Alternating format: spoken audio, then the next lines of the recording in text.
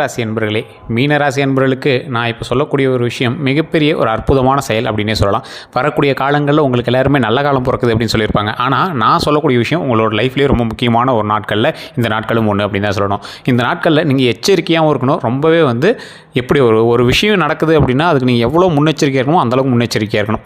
இந்த காலகட்டம் தான் உங்களோட லைஃப்பை தீர்மானிக்குது அப்படின்னு சொன்னால் நீங்கள் நம்புவீங்களா? ஆனால் இந்த காலகட்டம் தான் இனி வரக்கூடிய வருடங்களுக்கு உங்களுக்கு முக்கியமான ஒரு படிக்கட்டாக அமையுது அப்படின்னே சொல்லலாம். இந்த ராசிக்காரர்கள் இந்த வீடியோ பார்த்துட்டீங்க அப்படின்னா தயவுசெய்து ஸ்கிப் பண்ணாதீங்க. இது ஒன்றும் உங்களுக்கு நல்ல காலம் பிறக்குது, நல்லது நடக்குது, இந்த பரிகாரம் பண்ணி அதெல்லாம் எதுவும் கிடையாது.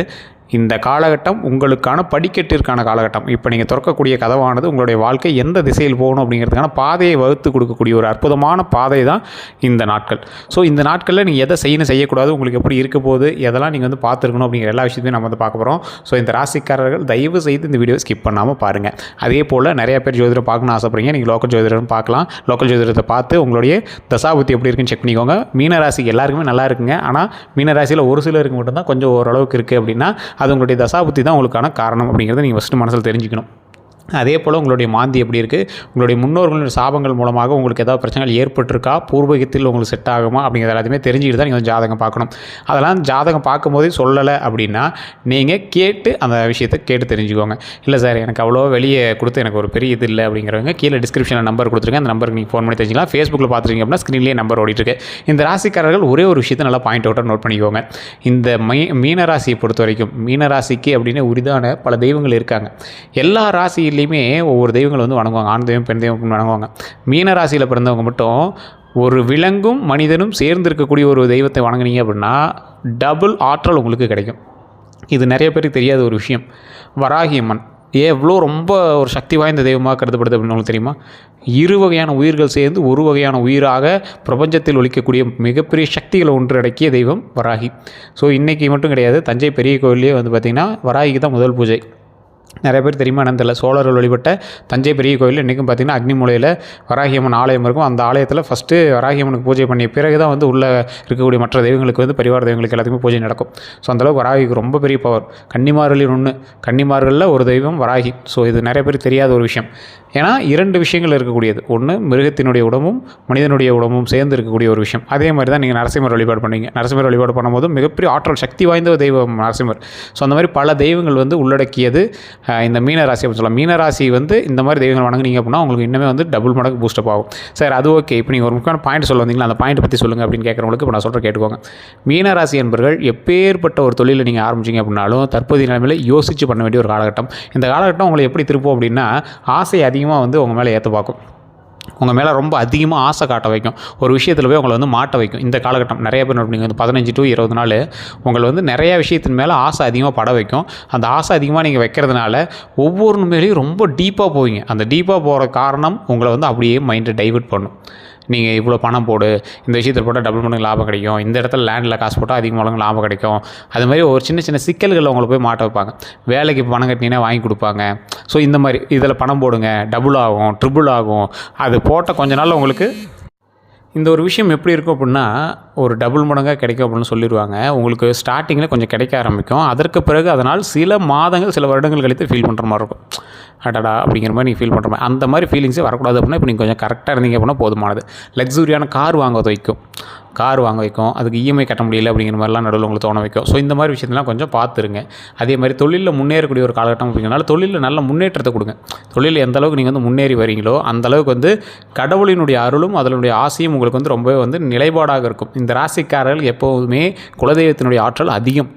ஸோ முன்னோர்களுடைய ஆற்றலும் ஓரளவுக்கு அதிகம். ஆனால் நீங்கள் ஜாதகத்தை செக் பண்ணிக்கோங்க, உங்களோட தசாபத்தி செக் பண்ணிக்கோங்க. நிறைய மீனராசிக்காரர்களுக்கு அவங்களுடைய முன்னோர்களுடைய சாபங்கள் அதிகமாக இருக்கிற மாதிரி நிறைய ஜாதகங்கள் நாம் பார்த்துருக்கோம்.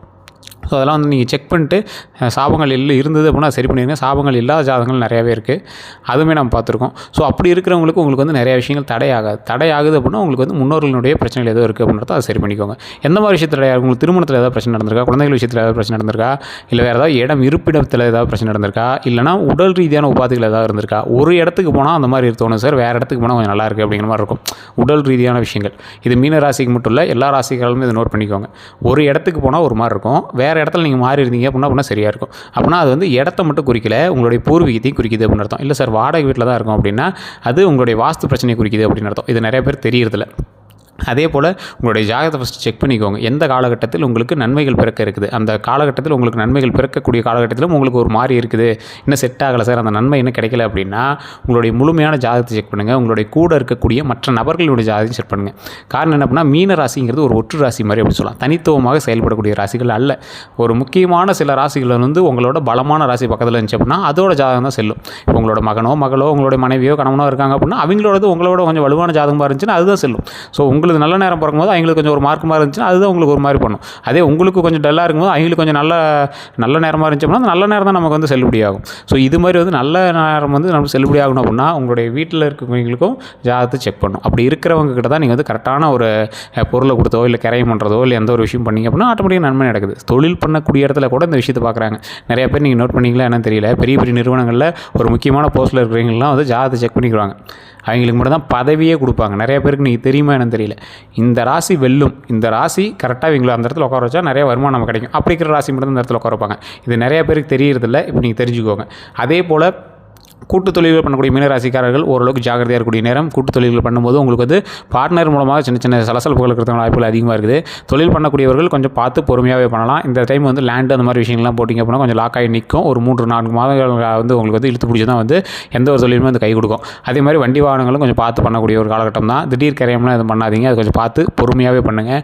அதேமாதிரி அதீத முதலீடுகள் தற்போதைய நிலைமையில் கண்டிப்பாக நீங்கள் வந்து பண்ணக்கூடாது அப்படின்னு தான் சொல்லுவோம். அதீத முதலீடுகள் கண்டிப்பாக ட்ரை பண்ணாதீங்க. ஸோ உடல் ஆரோக்கியத்தில் கவனம் செலுத்துங்க. அதே மாதிரி கல்வி சம்மந்தப்பட்ட விஷயத்தில் கொஞ்சம் கவனம் செலுத்துங்க. வேறு ஒரு மைண்டோ இல்லை வேறு ஏதாவது இருந்துச்சு அப்படின்னா அதெல்லாம் மறந்துட்டு எது நம்மளோட லைஃபுக்கு நல்லதோ அதை மட்டும் கரெக்டாக மெயின்டைன் பண்ணுங்கள். உடல் ஆரோக்கியத்தில் ரொம்ப ரொம்ப கவனமாக இருந்தீங்க அப்படின்னா ரொம்பவே நல்லது.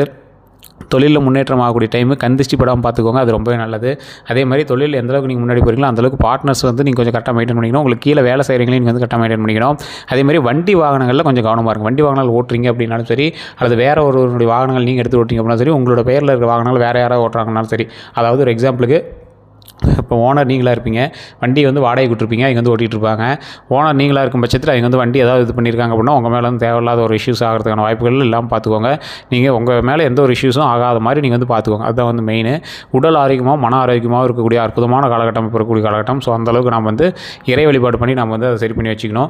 அதே மாதிரி உங்களுடைய குலதெய்வ வழிபாடு கட்டாயம் தேவை. இந்த டைமில் உங்களுக்கு குலதெய்வத்தை வழிபட்டுக்கோங்க. குலதெய்வத்தை ரெடி பண்ணிங்க அப்படின்னா போதுமானது. குலதெய்வத்தை மட்டும் கரெக்டாக வணங்கி அதை வழிபட்டு கொண்டு வந்துட்டோம் அப்படின்னா இனி எந்த ஒரு சலசலப்பும் பிரச்சனைகளும் வராமல் உடல் ஆரோக்கியமாக மன ஆரோக்கியமாக இறை வழிபாட்டோடு நம்மை மிகவும் சக்தியோடு வைக்கக்கூடிய ஒரு அற்புதமான தெய்வம் குலதெய்வம் தான். ஸோ எந்த ஒரு தடங்களும் வராமல் எல்லா விஷயத்தையும் நிவர்த்தி பண்ணி கொடுக்கும். அதே போல் அப்படியும் நீங்கள் குலதெய்வ வழிபாடு அடிக்கிறது பண்ணிட்டு தான் இருக்கீங்க, ஆனால் உங்களுக்கு தடைகள் ஏற்படுது அப்படிங்கிற பட்சத்தில், ஏன்னா இந்த டைம் வந்து உங்களுக்கு அப்படி சின்ன சின்ன தடைகள் ஏற்படுத்தி தான் எதுவுமே பண்ணோம். நிறைய பேர் சொல்லலாம் சூப்பராக இருக்குது சார், அப்படி இருக்குது சார், இப்படி இருக்குது சார் யூடியூப் சொல்லலாம். ஒன்றும் கிடையாது. மீன ராசிக்கு இப்போ கொஞ்சம் டல்லு தான், கொஞ்சம் பார்த்து தான் பண்ணும். எதை பண்ணிங்கனாலும் ஒரு சிலருக்கு ஹைலைட்டாக அடிச்சிட்டு இருக்கலாம். அது உங்களோட யோகத்தில் இல்லை சார். கண்டிப்பாக நீங்கள் உங்களோட ஜாதகத்தை செக் பண்ணிங்கன்னா உங்களுக்கு ஓரளவுக்கு தசாபுத்தி அமைப்பு இருந்தது அப்படின்னா பக்கத்தில் உங்களோட இருக்கக்கூடிய ஜாதகம் வந்து செல்லுபடி ஆகும் பட்சத்தில் உங்களை வந்து இப்போ தூக்கி கொடுத்துடலாம். மீன ராசிக்கு ஓரளவுக்கு தான். ரொம்பவும் வந்து டாப்பாக அடிக்குது அப்படின்னா உங்களோட தசாபுத்தி ஹைலைட்டாக இருக்குன்னு அர்த்தம். இப்போ இந்த மீனராசியில் இருக்கிறவனுக்கே டாப்பாக இருக்குது அப்படின்னா உங்களோட தசாபுத்தி எங்கேயோ ஒரு பயங்கரமான ஒரு லொக்கேஷனில் நீங்கள் இருக்கீங்க. அந்த லொக்கேஷன்லேருந்து உங்களோட தசாபுத்தி கிரகத்தின் அமைப்புப்படி உங்களை வந்து பயங்கரமாக வந்து டாப் தூக்கி கொடுத்துன்னு அர்த்தம். அப்படிலாம் இருந்தால் லக் அப்படி யாராவது இருக்குது அப்படின்னா மறக்காம கமெண்ட் செக்ஷனில் பதிவிடுங்க. மற்றபடி ஓரளவுக்கு 90% பேருக்கு ஓரளவுக்கு தான் வந்து போயிட்டுருக்கோம். அந்த ஓரளவுக்கு போயிட்டு இருக்கிறதும் வந்து கரெக்டாக மெயின்டைன் பண்ணிங்க அப்படின்னா தான் இனிமேல் செல்லுபடியாகும். ஒரு குறிப்பிட்ட காலகட்டம் தான். அதுக்கு மேலாம் நல்லா இருக்குது. அதுக்கு மேலே நீங்கள் பயந்துக்கு தேவையில்லை. என்ன சார் இப்படியே சொல்லிட்டு இருக்காங்க அப்படின்னா நீங்கள் பயந்துக்கு தேவையில்லை. அதுக்கு மேலே உங்களுக்கு சூப்பராக இருக்கும். ஒன்றும் பெரிய இஷ்யூஸ்லாம் கிடையாது. அதுக்குன்னு அடித்தா ஜாக் பாட்னு கிடையாது. கரெக்டான ஒரு விஷயம், கரெக்டான வருமானம், கரெக்டான ஒரு உடல் ஆரோக்கியம், கரெக்டான நிலைப்பாடோடு இனி வரக்கூடிய காலகட்டங்கள் அற்புதமாக இருக்குது. நீண்ட ஆயுளோடு வாழறதுக்கான ஒரு அற்புதமான காலகட்டமாக இருக்குது. குலதெய்வத்தை வழிபட்டுட்டே வந்தோம் அப்படின்னா நன்மைகள் பல கோடி. ஸோ அந்தளவுக்கு வந்து நன்மைகள் அதிகமாக இருக்கக்கூடிய ஒரு அற்புதமான காலகட்டமாக இருக்குது. நிறைய பேர் உங்களுடைய ஜாதகத்தை நீங்கள் லோக்கலில் கொடுத்து செக் பண்ணுங்கள். ஒரு டைமாவது செக் பண்ணுங்கள். தசாபுத்தி எப்படி இருக்குது, உங்களோட கட்ட அமைப்பு இருக்குது, மாந்தி எப்படி இருக்குது, உங்களுடைய பூர்வீகத்து புண்ணியஸ்தானம் எப்படி இருக்குது, எல்லாமே செக் பண்ணுங்கள். இல்லை சார் அதெல்லாம் கரெக்டாக பார்த்து சொல்ல மாட்டேங்கிறாங்க, ஓரளவு தான் சொல்கிறாங்க அப்படின்னா கீழே டிஸ்கிரிப்ஷன் நம்பருக்கு அந்த நம்பருக்கு ஃபோன் பண்ணி பேசி தெரிஞ்சுக்கோங்க. கல்வி சம்மந்தப்பட்டது, தொழில் சம்மந்தப்பட்டது, திருமணம் சம்மந்தப்பட்டது, இந்த திருமணத்தில் காதல் சம்மந்தப்பட்ட விஷயங்கள்லாம் மீன ராசிகள் நிறைய லாக் ஆகிருப்பீங்க. அவங்களாம் கண்டிப்பாக அந்த ஃபோன் நம்பருக்கு ஃபோன் பண்ணி பேசி தெரிஞ்சுக்கோங்க. பல பிரச்சனைகளுக்கு தீர்வு கொடுப்பார். ஸோ நிறைய விஷயம் சம்மந்தப்பட்ட விஷயங்கள்லாம் வந்து தீர்வு கொடுக்கக்கூடிய ஒரு பிரபலமான ஜோதிடர் நம்பர் தான் நான் கொடுத்துருக்கேன். உங்களுக்கு வேணும் அப்படின்னா ஜஸ்ட் கால் பண்ணி கேட்டு தெரிஞ்சுக்கோங்க. அது மட்டும் இல்லாமல் தொழில் ரீதியான விஷயங்களுக்கு நிறைய பேருக்கு முன்னெச்சரிக்கையாக அவர்கள் வளர்ந்து வருவதற்கும் கந்திஷ்டிகள் படாமல் இருப்பதற்கும் பல விஷயங்கள் வந்து செஞ்சு கொடுக்குறாரு. உங்களுக்கு வேணும்னு ஜஸ்ட் கால் பண்ணி தெரிஞ்சுக்கோங்க. நிறைய பேர் நம்ம சேனலை சப்ஸ்கிரைப் பண்ணாமல் பார்த்துட்ருக்கீங்க. சப்ஸ்கிரைப் பண்ணிட்டு பக்கத்தில் பெல் பட்டனை ப்ரெஸ் பண்ணிட்டு நீங்கள் பாருங்கள். அதே மாதிரி இதை கண்டிப்பாக உங்களுடைய மீனராசி நண்பர்களுக்கு ஷேர் பண்ணுங்கள். மற்றவங்களுடைய நண்பர்களுக்கு நீங்கள் ஷேர் பண்ணிங்க அப்படின்னாவே போதுமானது. உங்களோட கருத்துக்கள் எதுவாக இருந்தாலும் நீங்கள் வந்து ஃபோன் பண்ணி பேசி தெரிஞ்சிக்கலாம், கமெண்ட் செக்ஷன்லையும் போய் தெரிஞ்சிக்கலாம், கமெண்ட் செக்ஷன்லையும் நீங்கள் டைப் பண்ணி தெரிஞ்சிக்கலாம். அதே போல் ஃபேஸ்புக்கில் பார்த்துருக்கீங்க அப்படின்னா ஸ்க்ரீன்லேயே நம்பர் ஓடிட்டுருக்கோம். நம்ம சேனலை ஃபாலோ பண்ணிட்டு அந்த நம்பருக்கு கால்